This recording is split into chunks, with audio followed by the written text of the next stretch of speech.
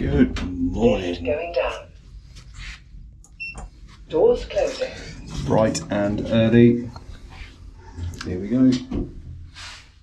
They say the Horus Heresy is a journey in itself. However, that doesn't usually involve a 4 a.m. wake-up call and an early morning flight out of Stansted Airport. However, this weekend I had the absolute pleasure of flying out to Stockholm, Sweden to attend Magoo Model's Helicon doubles event. I got to team up with my good friend August, Fulgrim's finest. He took his Sons of Horus, I took my Mechanicum, 3,500 points, 4 games over the Saturday and Sunday, and we played 4 fantastic opponents. Now I'm going to do a bit of a deep dive on the travel, the accommodation, the logistics of the journey. I'm going to also do a bit of a deep dive into the missions, talk about our games, talk about our fantastic opponents, and give you a bit of a rundown of the event.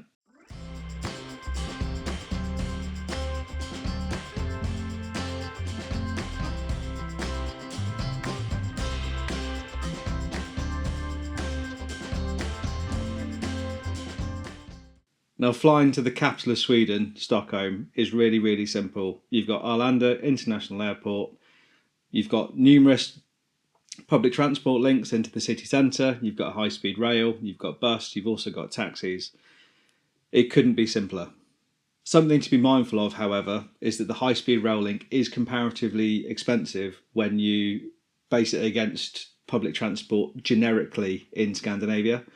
So if you do plan on getting the high-speed rail link from Arlanda into the city centre or vice versa, yes, it's a regular service. Yes, it's really, really good. It's just a little bit expensive. However, I think I saw that there was bus services every 20 minutes or so, and it probably takes a similar amount of time to get into the city centre.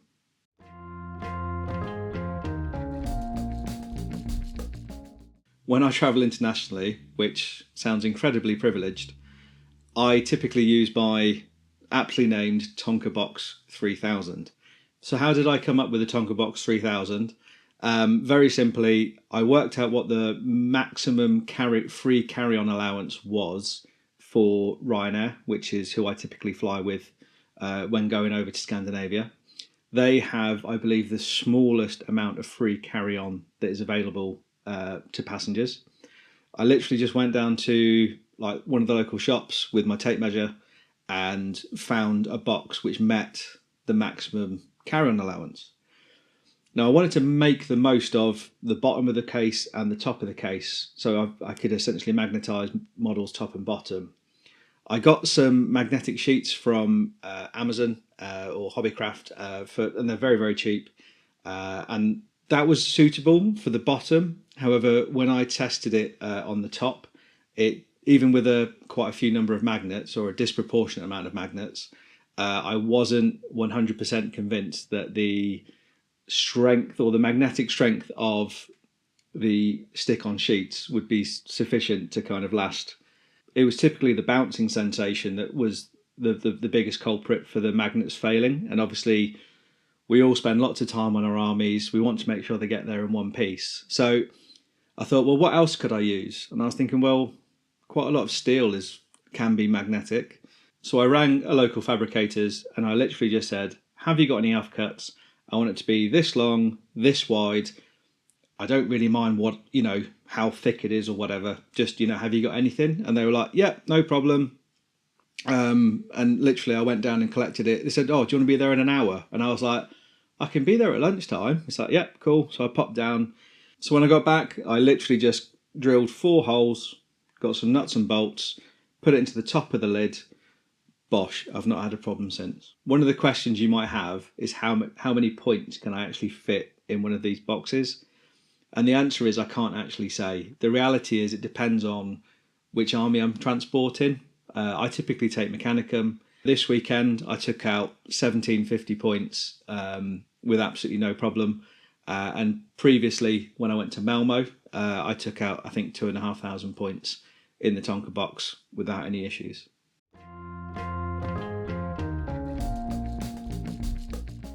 So what is Helicon? So this event was Christian's second event. Christian and I have been friends for a number of years.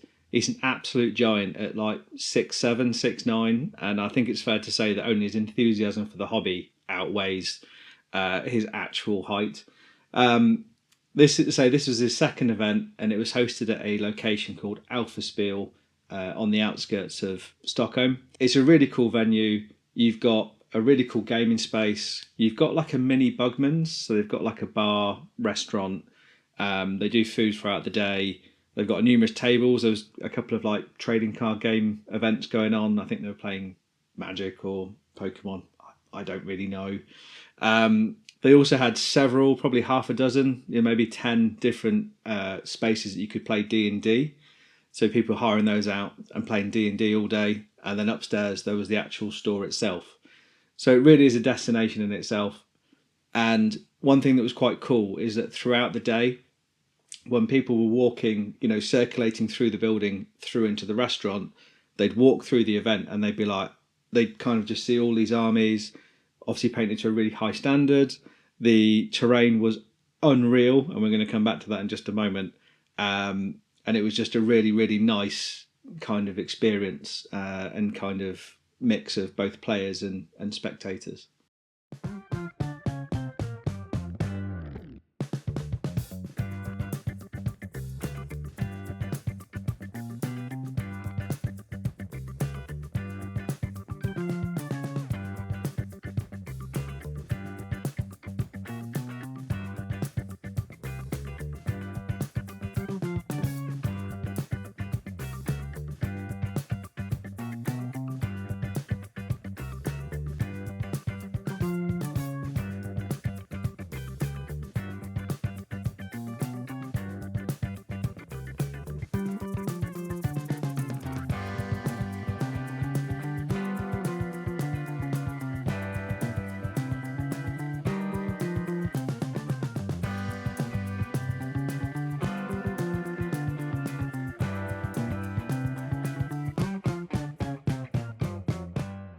Now, let's have a look at the narrative. Traitor forces are controlling the majority of Helicon Prime. The Loyalists are outnumbered and under intense pressure from traitor forces, fighting for control of the vital Titan Forge. Loyalists are holding out, but only barely. With the end of the invasion, traitors had claimed most of Helicon Prime, but the Loyalists had dealt a heavy blow to the traitors' command structure, eliminating most of the senior commanders, which left the traitors without any real leadership and lots of infighting whoever should take charge. Before the Loyalists lost control of the communications array, they were able to send out a distress call into the void requesting aid. This was intercepted by the War Master's spies, and now both Loyalist and traitor reinforcements are heading towards the system. While all of this is going on, the population of Helicon is being hunted like sport and sacrificed to the dark gods by the word-bearers, maintaining the warp rift stretching throughout the galaxy.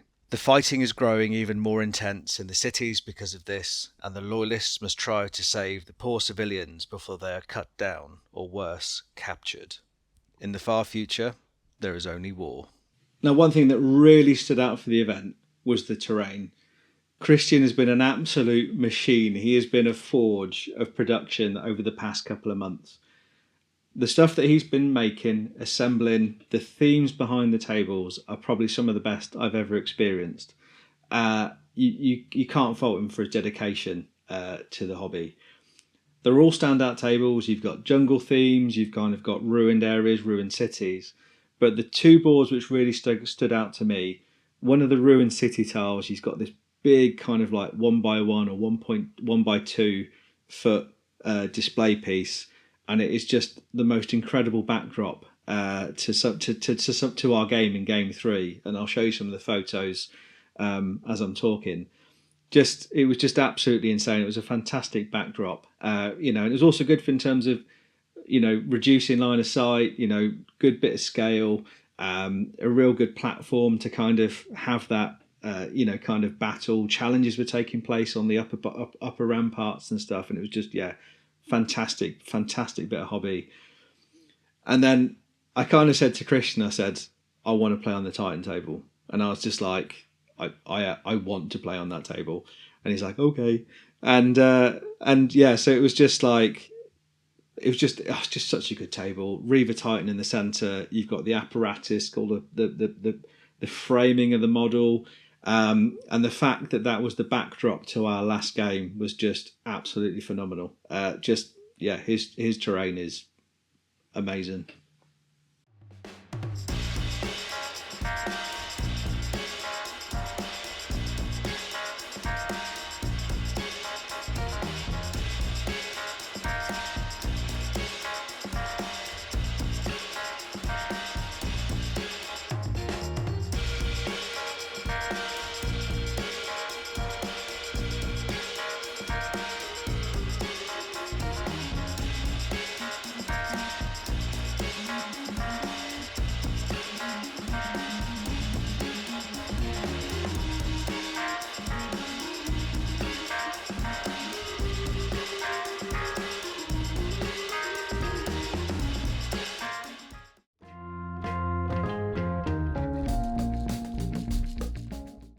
What were the restrictions for Helicon?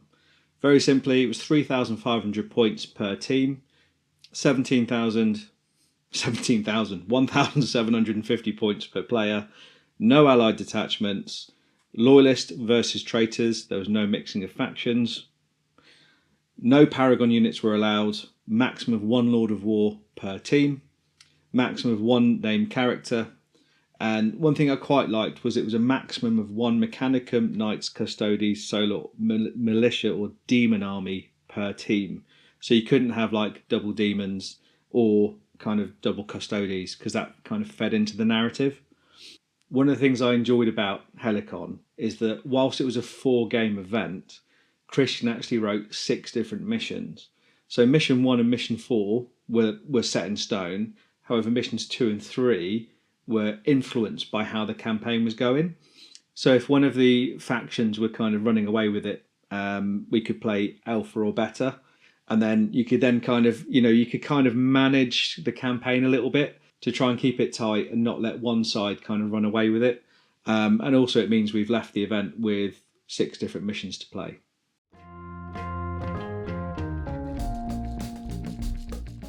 Game 1, August and I played Sebastian and Mateus, 2 brothers who said that when I asked them if they were local to Stockholm, they're like, yeah, we're local, but about 2 hours north. And I was like, oh, wow.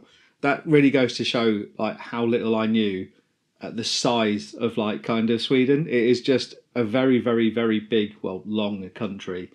But yeah, two local-ish guys. They had Iron Warriors and Death Guard. We had a fantastic game 1. Owing to the way that lunch was kind of relayed to us, we actually stopped for lunch prematurely. So we're only able to play 2 turns. But it was a very fun, enjoyable game. And to be honest, we couldn't have asked for a nicer pair to start the weekend off. Game 2, we played Jens and Christian. He had Iron Warriors, Jens had Dark Angels. And it was really interesting that we kind of started playing the game. And, you know, I'd never met these 2 chaps before. And I was looking at Jens and I was thinking, I recognise his face from somewhere. So I said, Jens, what's your Instagram? And he goes, Vulcan Heston. And I was like, dude, I know you. Like, I've been following him on Instagram for 10 years. And I was just like, I actually, had a little bit of a fanboy moment. Like, I can't believe I've been following someone for 10 years. I had absolutely no idea that he was attending the event. And then, we just randomly met kind of on the battlefield, which was really, really cool. I really enjoyed Mission 2. It was just absolute shenanigans. I won't go into full detail, but it came down to 33 points to 32 points. That's how close it came at the end of 4 or 5 turns. It was just a fantastic, really, really fun opponents. And again, just the hobby was the absolute winner. Game 3, we switched allegiances, which we found ironic because August had Malagus the Twisted. So we decided to call him Malagus the Straight for the Sunday. We got matched up against Marcus and Oscar. Marcus is an incredible hobbyist. A lot of us will be familiar with his work, and I'll put some stills so you guys can have a look. Marcus won Best Converted Miniature at Malmo Wargaming Weekend back in October last year. So Marcus had militia. He had something like 60 militia bodies. He had a couple of Earthshaker cannons and a Baneblade. And then Oscar had a really nice, quite a new what is seemingly new Iron Warriors army. Lots of troops, some disintegrated vets, and they went first. And the amount of damage that those militia did to us turn one was absolutely insane. And there was also quite a cool moment where August's Fellblade shot Marcus's Baneblade, and I think it removed 16 hull points in one round of firing. And we were just a bit like, oh wow, that's pretty spicy. Absolute gentleman, really fun game. And again, Hobby was absolutely the winner. Game 4, absolute scenes, Mossberg minis, Stuva. It was Sons of Horus, World Eaters, loads of bodies, loads of World Eaters, lots of rapier carriages, quite a few rapier carriages, which we'll come on to in a moment.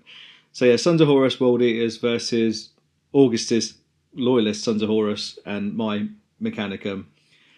It was just absolute shenanigans. The board that was just insane. There was a Reaver Titan with loads of apparatus around it. The missions were in the centre of the table. We were just literally it was just this massive maul in the centre of the table, and it was just absolute shenanigans. August and I were trying really hard to get the most challenges won.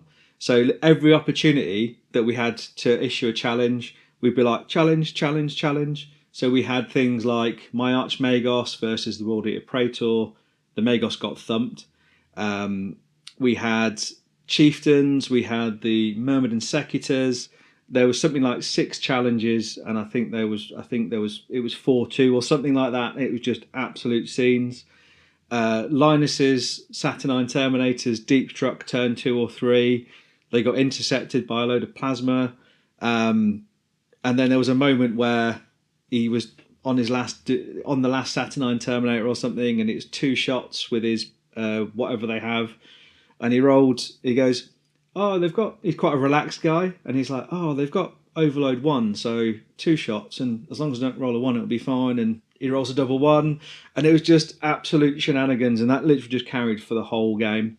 And yeah, it was just a mental way to finish, to end the weekend, against those 2 chaps. It was just, loads and loads of fun. And it's also worth mentioning that mission was drawn at the end of the game, and it came down to last man standing, and they had 1 unit more than we did. They had 10 units left, we had 9, and that sealed the game.